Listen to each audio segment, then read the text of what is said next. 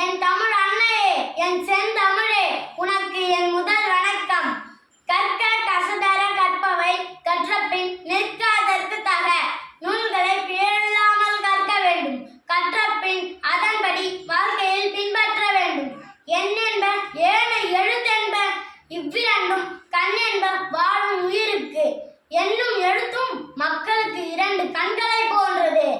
கண்ணுடையர் என்பவர் கற்றோர், முகத்திரண்டு புண்ணுடையர் கல்லாதவர்.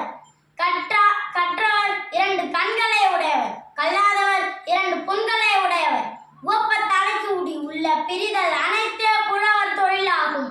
ஒருவருடன் பழகி இனி அவரை எப்போது காண்போம் என நினைத்து பிரிவதே கற்றவர்களின் தொழிலாகும். உடையார் முன் இல்லார் போல் ஏ கற்றும் கற்றார் கடையரே கல்லாதவர். செல்வர்கள் முன்னே வறியவர்கள் நிற்றல் போல தம்முடைய ஆசிரியர் முன்னே நின்று கல்வி கற்றவர்கள் உயர்ந்தோராவார், கல்லாதவர்கள் இழிந்தோராவார். தொட்டனை தூரும் மணற்கேணி மாந்தர்க்கு கற்றனை தூரும் அறிவு. கிணறு தோண்ட தோண்ட அறிவி தண்ணீர் சுரக்கும்.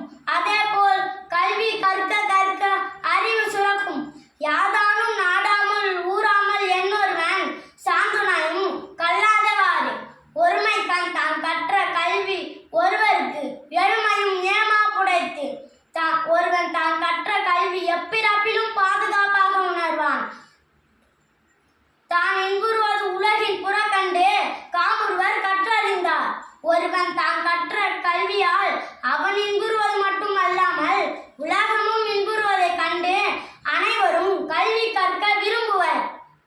கேடில் விழுச்செல்வம் கல்வி ஒருவருக்கு மாடல்ல மற்றையவை.